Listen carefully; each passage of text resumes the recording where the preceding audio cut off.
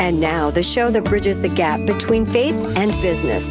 Welcome to Bottom Line Faith. Today's guest is Francine Carter, owner and president of Action Coaching and Training, LLC. Well, my faith plays into my own faith in me, in what God has given me, the talents, and for me to develop those talents so that I can be a help. And being able to talk spirituality and not be afraid of it. Being able to talk a religion, even if I don't understand it, I don't have to understand it. They have to understand how they want to use their religion, their faith, their spirituality in their life. It is Bottom Line Faith. The show is online with previous shows listenable to at bottomlinefaith.org. Tell your friends to download and subscribe on iTunes, Stitcher, and Google Play. My name is Adam Ritz. Thanks for joining us. I'm your co-host and producer along with Ray Hilbert. Ray, always a pleasure to see your smiling face. It is good to be back together. It's been a couple weeks since we've been able to record one of our programs here, and I am fired up for today's guest. It's one of my favorite shows to co-host, and I love your introductions of the guests. Who do we have today? Well, we have Francine Carter, and she is the founder, owner, and president of Action Coaching and Training, LLC. And she's going to share some life lessons. We're going to learn all about who you are and what you do in just a moment, Francine. So how are you? I'm doing great today. Thank you. Are you ready to go? I'm ready. I know you are. I know you are. We had a chance to speak a few weeks ago in preparation for the show, so we're going to have some great conversation. And Adam, I just want to remind our listeners just kind of what our purpose here is at Bottom Line Faith, and kind of the word picture, friends, that we like to use is imagine, we're going to lift the hood and we're going to tinker around in the engine of Christian leadership. We have a chance to interview presidents and CEOs and business owners from all over the country, athletes, celebrities, and individuals like Francine who are really, through their work and their vocation, are having an impact on leaders all across the country as well. And just from Francine saying hello, I can hear that you have a great radio voice. Have you heard that before? No, I haven't, but I like that. You've Thank never done voice work professionally or anything? No, I haven't. Okay, well now you can put this on your resume that you were on Bottom Line Faith. Wonderful. Love it. Well, Francine, take a moment and share with our audience, what is Action Coaching and Training? What do you do? Why did you start it? When did you start it? Just give us a framework, and then we'll kind of come back to some of the other things we want to talk about. But help us understand your company. Well, I started out as a ballet dancer back in the day. I was a ballet major, became a social work major, and a therapist. Ended up at an employee assistance company, and I still knew that there was something else that I wanted to do. And I heard someone at a training and development meeting, and they were talking about the differences between mentoring and coaching. And as soon as I heard him explain coaching, I knew that was my absolute calling. So I decided to venture out, have faith in myself and in what my calling was, and started Action Coaching and Training. So what I do is work with individuals as well as companies in coaching and in training, and mainly soft skills. Communication, which is really not a soft skill. It's an everyday, pretty hard skill. And my husband helped me come up with the name because he said, you are always in action. That's it. That's it. It's got to be your name. Action Coaching and Training. And then the initials are ACT. So it's perfect. Perfect. I love it. Okay, so you've got my attention. You said that you came to this meeting and you learned about the difference between mentoring and coaching. So help me understand the difference. With mentoring, your mentor has been through what you want to go through or in that same direction. So the mentor is going to help you understand where they went, how they went, what to avoid possibly, and provide you some extra resources. Now in coaching, we coaches know that all of our clients have their answer and their solution. It's our job to ask the questions and help them get through their own barriers to be able to bring that answer to the surface. I love that. And Adam, I'm reminded as I'm listening to what Francine's sharing with us, Jesus was the master at asking meaningful questions. In fact, the term that I've learned is called the rabbinical art of questioning. And so, for example, when that rich young ruler came and said, Jesus, or he said, "Good teacher, what must I do to inherit eternal life?" And rather than just answering the question directly, Jesus responded, how? He asked a question. He says, "Why do you call me good?" And so he could see what was inside that young rich man's heart. Is that what you're talking about? Exactly. And give you an example. One of my clients, I had 12 sessions with him, and I always asked the question. I would never answer the question for him. So the last question of the last session we had, he said to me, "Okay, this time just give me the answer." And I said, all right, give me the question. So he gave me the question, and I looked at him, and before I could even open my mouth, he went ahead and answered his own question. He could answer it. And I loved that, because that bit of hesitation that I had with him, he knew the answer. And after he answered it, he looked at me and goes, "Doggone it, you did it again." And that's what it's about.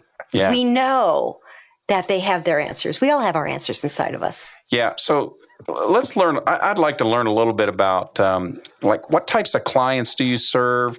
What are their roles in companies and organizations and in leadership? And why would they hire a coach? Because this is a word, this is an industry that has exploded over the last, say, 10 or 15 years.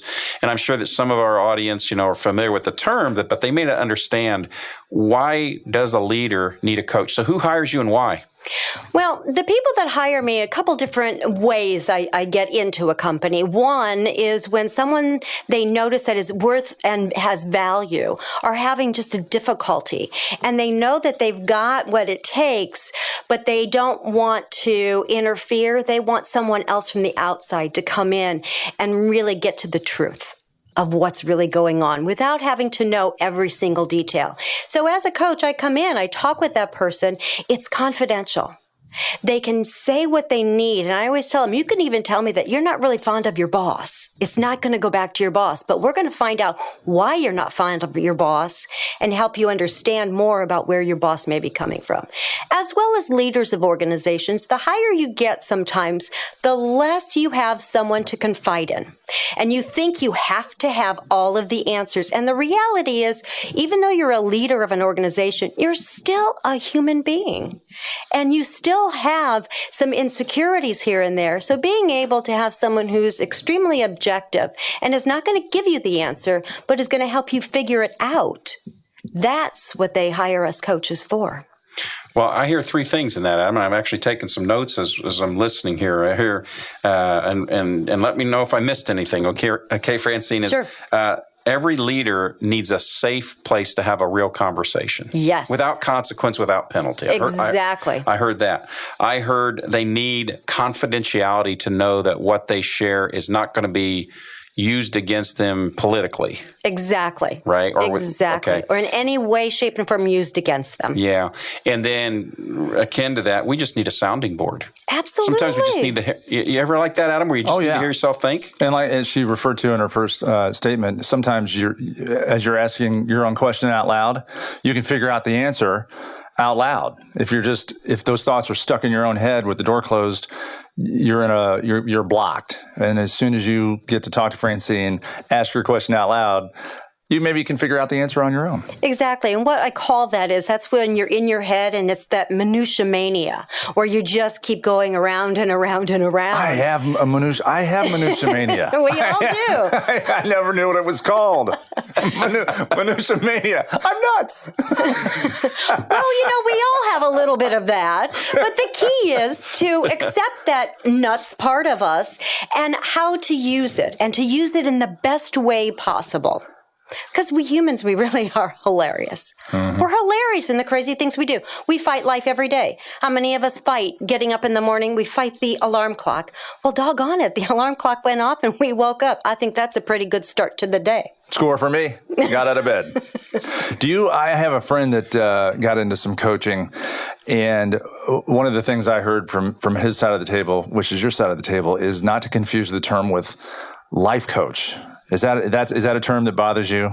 Because I think just according to pop culture and movies, if you see a coach in a movie, it's usually like a life coach. That's not what you're doing. Is that correct? Well, you can't really separate the leader from their life. It is a combination of both. And if you're going in as a business coach, that might be your focus, but you still got to look at how each person walks into the company, how each person is bringing their own faith, their own history, their own culture into the company, and how it meshes together well. Yeah, that's really great. Folks, we are speaking with Francine Carter, the owner and president of Action Coaching and Training. And I'm Ray Hilbert, your co-host, along with Adam Ritz here at Bottom Line Faith. And so I'm beginning to understand what this is all about. And so just for a moment, Francine, I'd like you to speak to maybe somebody's driving in their car right now and they're listening to this program. Maybe they've got their headsets on and they're working out, they're on the treadmill, they're running, whatever the case is. And they've got something they're really wrestling through. What would you advise them from the perspective of being a coach? How would you advise them to wrestle through that big issue and possibly engage a coach?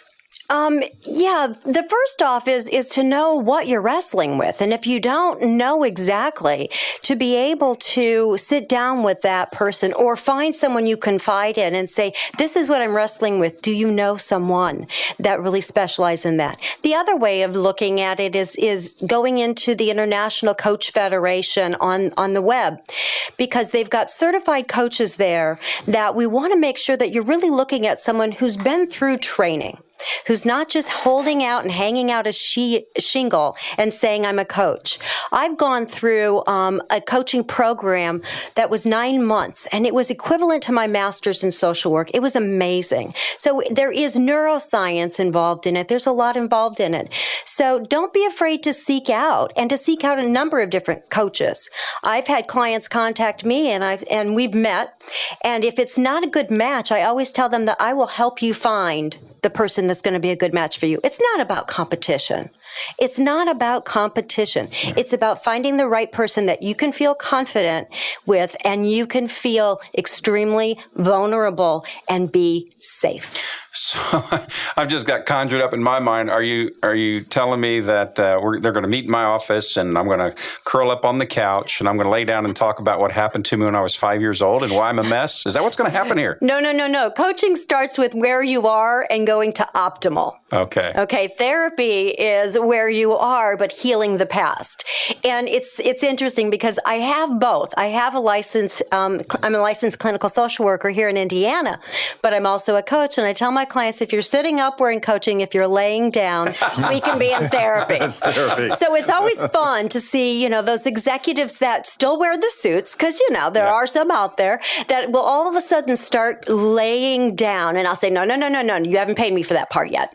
But there is a distinct difference. So making sure that your coach is not your therapist. Your coach is helping you to get where you want to be. I think it's important to point out to our listeners right now that we're all sitting up. We're all sitting up. It is so funny you said that because that's exactly what I'm thinking. We got to make sure that people understand we are setting up for this interview. Although by the end we may need to. We may be laying down. I can do both.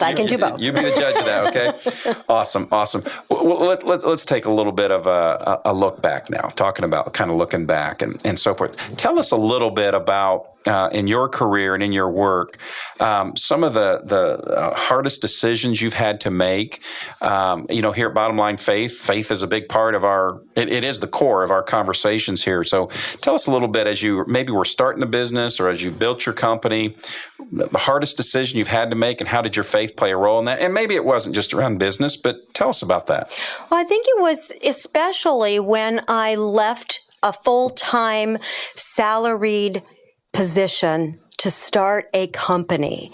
And I remember the first few weeks of that company thinking, I'm not getting paid for this hour. I'm not getting paid for this hour. So it really was stepping out on faith. And one of my favorite Bible verses is Matthew 14:25 through 33. I never remember the number, so I had to look down. But the story about being in the boat and Jesus standing out there and saying, come on, walk out here with me. And they're all in the boat fearful going, I don't think so. And so finally Peter gets out. But as soon as he gained fear, he started sinking. Mm-hmm. And I love Jesus said, "Oh, ye of little faith." So it really was taking that chance, walking out and having faith. Now, does that stay every day? No, because I'm human. But you've got to remind yourself that there is that master plan and let it play out. Adam, I think we're definitely at a point in the program, and this happens almost every time when our guest says something that it just feels like, okay, this is a pause moment, right? Mm-hmm. So I just want to take one of these pause moments, and if you're listening to the program right now and you've been praying or wrestling through some big move, that's really the question, is not what's right or what's wrong, but which of those moves or what in that move or decision is going to cause you to have to trust and have faith in the Lord. As Francine was saying, keeping our eyes on Jesus. It was only when Peter took his eyes off Jesus that he started to sink. And so is that decision that you're wrestling through, maybe it is to start a business or I don't know, maybe it's some toxic relationship, or who knows what's going on in your life right now. Maybe it's a proposal inside your company. Who knows what it is? But pray, stop and pray. Think about that. What's going to cause faith to be exercised here? And that's really where you started, right? Absolutely. Absolutely. Any regrets? Oh, no. And plus, I don't believe in regrets. No. Oh, okay. No. Now, what's that about? We're all on our own journey. Yeah. And everything that happens to us is a lesson. So looking back and regretting, you're only going to put yourself back in that boat of fear. If you continuously look back and say, well, I regret this and I regret that, you're never going to be moving forward. I look back and say, that was interesting. Let's not try that one again. Yeah, that's right. And so it really is looking forward and having that faith and recognizing you're on your own journey, and we are all on our own journey. And trust the master plan, for heaven's sakes. Is that one of the Francine Carter main points of coaching? Don't have regrets. You answered so quickly, almost like a slogan. Sure did. It was almost like a slogan. I don't believe in regrets. Well, that's my belief. I can't push my beliefs on my clients. But if they talk about their having regrets, I will ask questions about what the regret is doing for them and how it's playing out or how it might be holding them back. So again, it's questions. If they choose to continue to have regrets, that's their choice. But my job is to help them at least plant that seed, kind of like what you suggested at the front of this. We don't know what that one seed is going to grow later on. But hopefully in the questions that I ask, those empowering questions, they learn more about themselves. That is great. And so let me ask this question for you, Francine. Have you ever not accepted a client? Sure. Tell us about that. And let me tell you why I'm asking the question, because, again, there's probably a listener or several listeners right now that have heard of this concept. Maybe they've had somebody talk to them about hiring a coach or what have you. Why would you as a coach reject working with a client? Because maybe this can help them shape their thinking as they evaluate who could be a good coach for them. And it's not about rejecting. So sorry about that. It's about moving them to the person that's going to work best for them. I go by my intuition. Most coaches do. We really develop our listening skills to the point that we really find that intuition and if it's a good chemistry and if we find it's going to work. And if it's not happening, then it's really that way of saying to the client, this may not be the best mix, but let me help you find another coach that you may have that better mix with. Yeah. So it's not that rejection. It's just knowing that it's just not going to work and it's not going to work as fast and you're not going to get your return on your investment. And that's not ethical. Yeah. That's just not ethical for me. That's good. That's good. So you might come to a conclusion as the coach in that interview and in that conversation, really, and I'm speculating here, right? Mm-hmm. But maybe there's a misalignment of values, maybe goals and priorities, and even how we might define success personally, professionally. If those are conflicting, are you saying you would not be a good coach for that person? No, not at all. Yeah. Because we can absolutely have a conflict of what we believe It's how we are going to go about it. My approach is pretty direct, and so I'm very, very upfront with my clients that I'm pretty direct. I wear high heels for a purpose. It's to kick you where you need it if you need the extra kick. But those hurt, by the way. They can hurt. They can hurt. But being that direct, and also I let them know that I do have a sarcastic way about me, and so but I use my sarcasm for good and for not evil, because sometimes I believe, at least, that you can use your sarcasm to present an issue that may be tough to hear initially.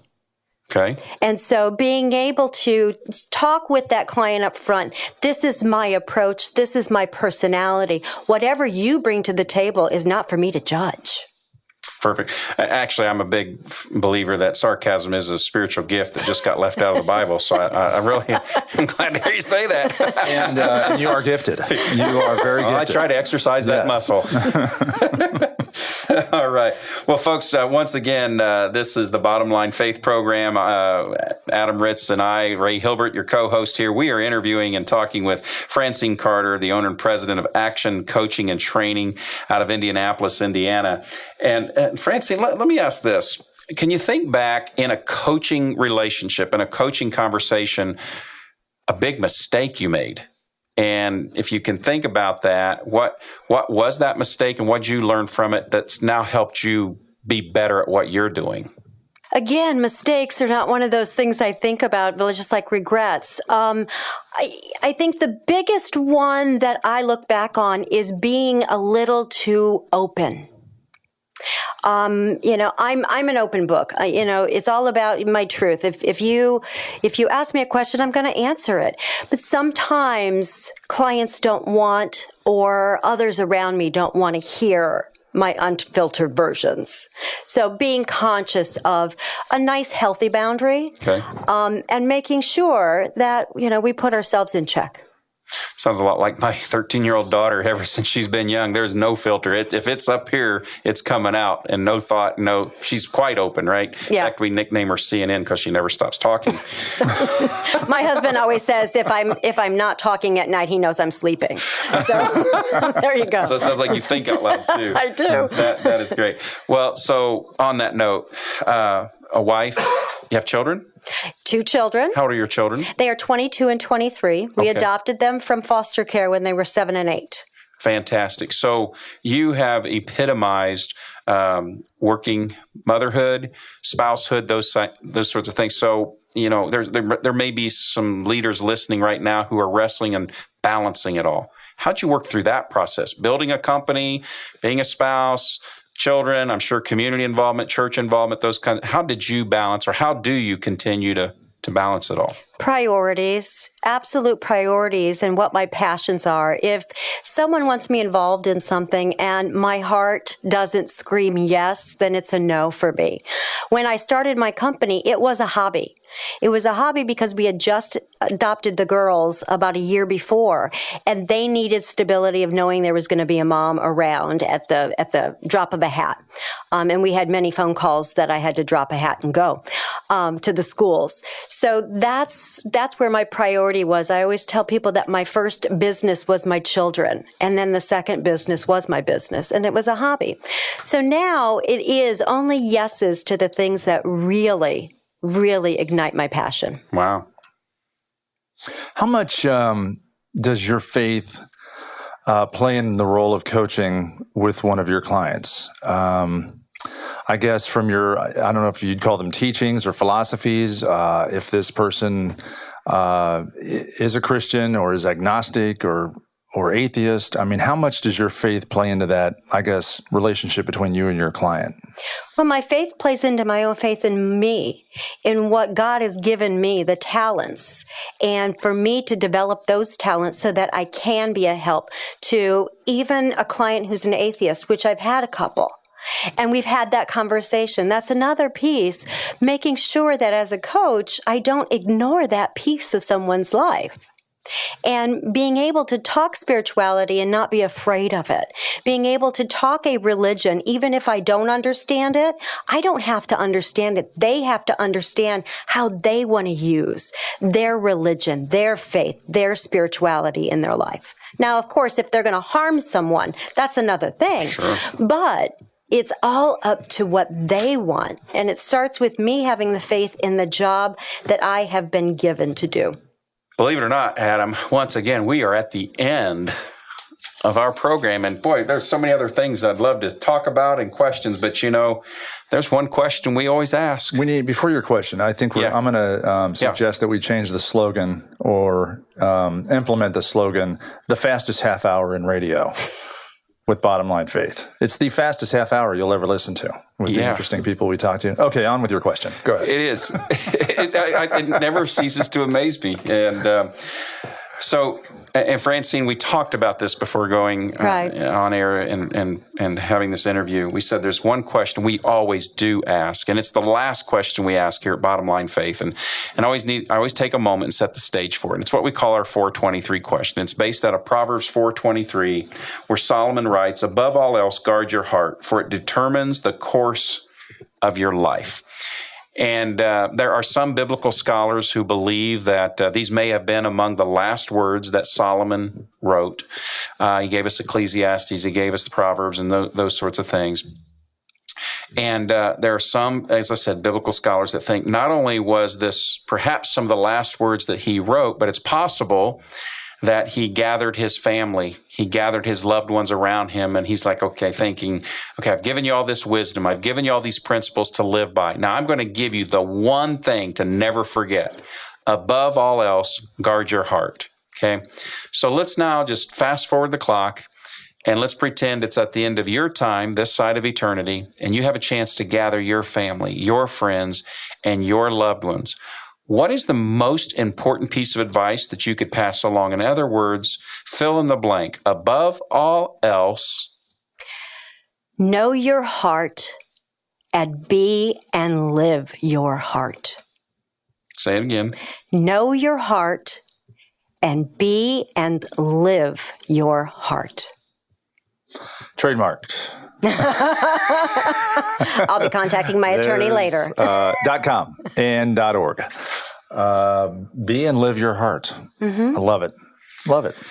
We always love to end our conversations with that question because that's really the big takeaway, right? The big thing that really we can understand our guest, understand what drives them. And so I can see why coaching is your life. I can see why you've been very successful at it. Are there any closing thoughts or comments you'd want to pass along to our guests as we wrap up our time together today? Live your truth. Just live your truth.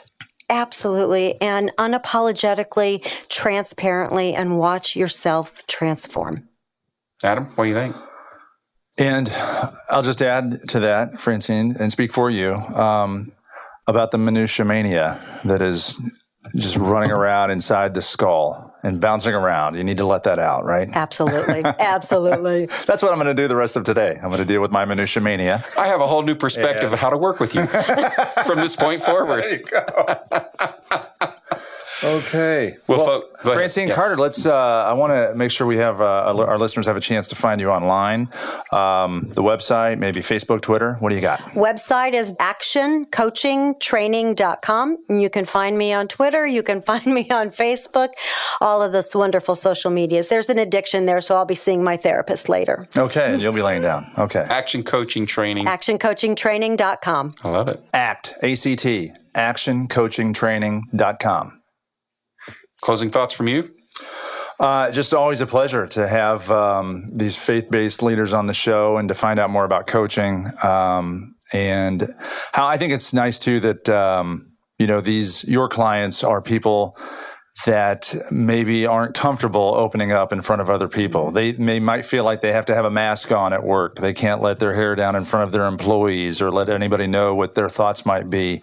And it's great that they have a resource in you to be able to close the door and have that conversation. Thank you. That's absolutely powerful. And leaders, we all need that place to be real and where we can feel safe and know that it's going to be penalty free. To be real, it's not going to be used against us, because we know that's not what happens in a boardroom. You know, when things get shared, it gets put back on you. You get consequence and penalty to it. And that's why we all need that safe, trusting relationship. And so perhaps a takeaway for you from today's program is maybe you need to consider finding yourself a coach. And Francine gave us the website of the organization International Coaching Federation. Check them out online, and you can find a coach near you. And it's not just face-to-face. There's online coaching, phone coaching. There's a lot of options out there. Mm-hmm. But what we really want to leave you with this program is don't go through what you're going through alone as a professional and as a leader. You need somebody that can help you work through it. We all do. Well, folks, I can't believe it. Another episode of Bottom Line Faith is in the history books. Bottom Line Faith, the fastest half hour in radio. We're going to say it every time now. Until next time, I am your co-host, Ray Hilbert, along with Adam Ritz, and we'll see you soon at Bottom Line Faith. God bless y'all. You've been listening to Bottom Line Faith, powered by Truth at Work. For more information, to subscribe to the show and listen to past episodes, join us online, bottomlinefaith.org.